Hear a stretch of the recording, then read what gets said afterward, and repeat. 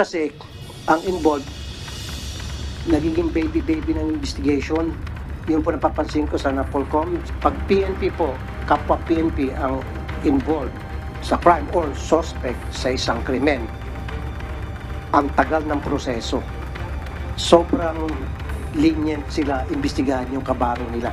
Yon, welcome back sa ating YouTube channel, Ronde TV mo. Yun ang sa nangyari ng Senate investigation kaugnay sa pagkawala ng beauty queen na si Catherine Camilon. Pero bago tayo magpatuloy, hingi lang po ako ng kunting pabor. Sana po pakilike ng video na ito. At sa mga hindi pa nakasubscribe, sana po pasubscribe ng aking YouTube channel, Ronde TV mo. Yun ang Philippine National Police hindi nakaligtas sa kamandag ni Senador Rapi Tulfo. Ayun pa, kay Senador Rapi Tulfo, pag pulis ang involved sa isang kaso, pag pulis din yung mag-imbestiga, ay talagang napakabagal ng proseso. Binibibi nila dahil kabaro nila mismo yung kanilang iniimbestigahan. Pero pag ordinaryong tao, mga kababayan, wala na, nasa kulungan na kaagad. At hindi lang basta-basta ikukulong. Binubugbog pa daw bago ipasok sa kulungan. Talagang may katotohanan naman. At ina ni Catherine Camilon ay talagang nagmamakaawa na, nakakaawa ang pakiusap ng ina ni Catherine Camilon na sana malaman na nila kung ano ba talaga ang totoong nangyari, kung saan ba talaga ang kanilang anak na si Catherine Camilon. Nagmamakaawa na ito sa Philippine National Police na sana bilisan yung ginawang pag-imbestiga nila. At itong dalawang suspect naman na si Police Major Alan De Castro at itong si Jeffrey Magpantay ay hindi sumipot sa ginawa ng Senate hearing. Nagpadala lang ito ng liham, ay talagang kitang-kita natin kung gaano ba ka-guilty itong dalawa na ito. Napakadaming alibay. Ang alibay naman ni Police Major Alan De Castro na yung kanyang asawa, buntis daw, 8 buwang buntis, hindi pa naman ang anak. Tapos ito namang si Jeffrey Magpantay ay may sakit yung kanyang abogado. Yun ang mga kababayan, pero hindi naman nakalusot ito, hindi naman umubra ito kay Senador Bato de la Rosa. At ayon pa kay Senador Bato de la Rosa ay padalahan na ito ng subpoena para nga mapilitan na itong sumipot sa sunod na Senate hearing. Yun ang wag na natin itong patagalin, sabay-sabay na natin itong panoorin. Alam kung nasaan talaga siya. Yun lang sir, ang lagi namin hinihiling, na magkaroon ho ng linaw ang pagkawala ho ng aming anak. Emosyonal na nanawagan sa Senado ang ina ng beauty queen na si Catherine Camilon na mahigit 4 taon nang nawawala. Ang tinuturong pangunahing sospek ang kanyang karelasyon na si dismissed Police Major Alan De Castro na hindi sumipot sa pagsisimula ng investigasyon ng Senado. Batay sa liham na ipinadala ng abogado ni De Castro, humihingi ito ng paumanhin sa hindi pagdalo sa pagdinig dahil nagbabantay umano siya sa kanyang asawa na 8 buwang buntis at may iniindang sakit. Nangako ito na haharap sa investigasyon sa lalong madaling panahon kapag natiyak na anya ang kaligtasan ng kanyang pamilya, pero hindi kumbinsido si Senator Ronald Bato de la Rosa. Hindi naman siya nanganak eh. Hindi naman siya manganak. Bakit hindi siya pwede po? If you are listening right now, Medyo De Castro, alam ko nagmumonitor ka. You should come here. Hindi yan rason na buntis yung asawa mo. Tama. Ako noon, 3 anak ko pinanganak. Nawala ako sa giliran ng asawa ko. Andun ako sa bundok, nag-ooperate laban sa NPA. Ang personal driver ni De Castro na si Jeffrey Magpantay na suspect din sa krimen, nagpadala rin ng liham kung saan sinabi nitong masama umano ang pakiramdam ng kanyang abogado kaya hindi ito nakadalo. Pero nangako rin itong dadalo sa susunod na pagdinig ng Senado.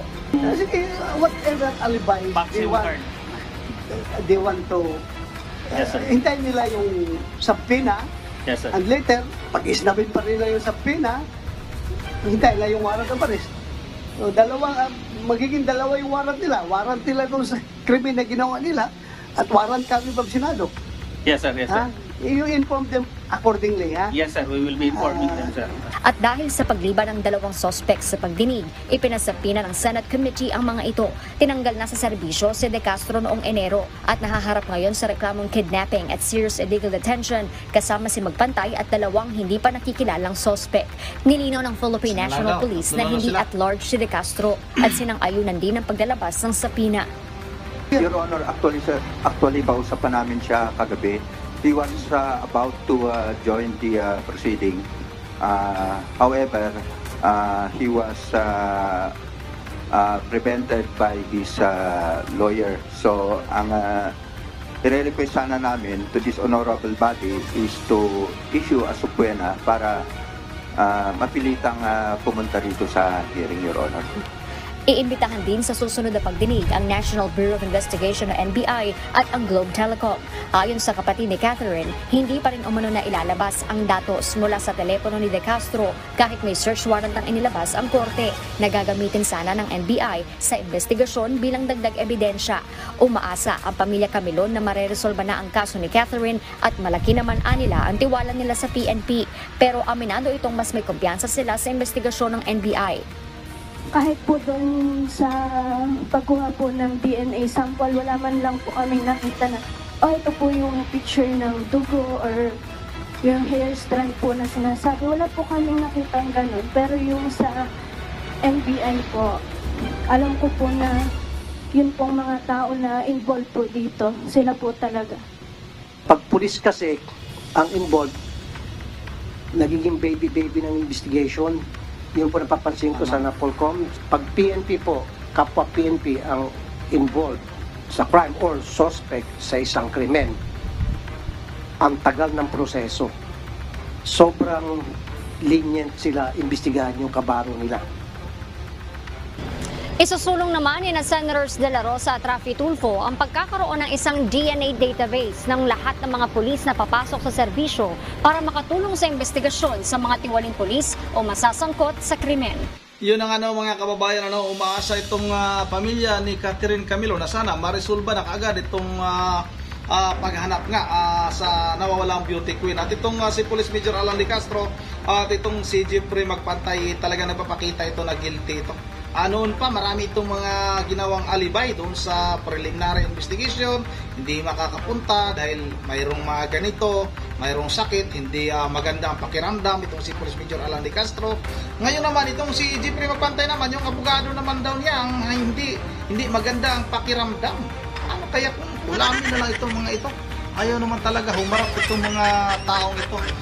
Alam naman natin na itong dalawa na ito ay napaka-guilty talaga nito. Walang ibang may kagagawan dahil nga may mga may mga testigo naman na nagpatutuo na na sila talagang dalawa o sila Police Major Alan De Castro at itong si Jeffrey Magpantay ang pangunahing suspect nga ang may kagagawan sa pagkawala nga ng beauty queen na si Catherine Camilon.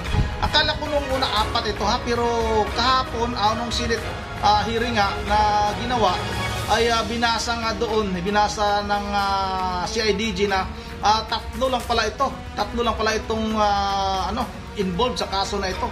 Noon 4 itong sinasabi nila pero ngayon nagulat din ako bakit naging 3 na lang. Baka isang mataas na opisyal din ata itong isa, ba't nawala? Yun ang sana nga na itong pagkawala ni Catherine Camilon, malinawan na itong pamilya ni Catherine Camilon. Makita man, patay man o buhay. Okay na sana, basta makita lang, basta matapos na yung ginawang pag-imbestiga. At itong si Police Major Alan De Castro at itong si Jeffrey Magpantay ay maparusahan at makulong mga kababayan. Yan ang hanggang dito na lang muna. At bago tayo magtatapos ay mag-shoutout muna tayo. Shoutout kay Ma'am Joyce Kinis ng Ma'am Joyce Kinis ng Singapore. Primo Sinter Paris. Shoutout Primo Sinter Paris. Dikit-dikit yung kanyang litra, hindi ko masyadong maintindihan. Shoutout kay Ma'am Caroline Kawakami ng Japan, kay Estrella Ordasa, kay Ma'am Joyce ng Japan, kay Ma'am Virgil Religious ng Pulilan, Bulacan, kay Bobby Arindain, kay Rodolfo Espirito, kay Anibis Yamasaki, kay Juju Joso Jr., kay Marcos Evangelista, shoutout. Hanji Gaming Triple X, kay Robert Tawada ng Il Nido, Palawan, kay Roberto Mabaling, at kay Nimpa Andres, kay Crisel Ago, shoutout sa iyo idol ha. Romeo Ensorio, shoutout. Kay Ives Federico, shoutout. At kay Trabajador Mix Vlog, shoutout sa iyo idol. Idi Castro, shoutout. Rector Yes, Carmen Mot, shoutout. Kay Nining Oliveros, kay Raul Bungusya, shoutout. Kay Pedro Max 68, kay Jaime Anduyan, kay Eduardo Parnada, at kay Ann Palmer Muria. at kay City Salia Baguan, shout out sa iyo idol, at kay Legendary ko. Yun ang kay Rini Quintana. At once again, hanggang dito lang muna. At once again, this is Ronde TV mo. Ingat ang lahat. God bless bawat isa sa atin.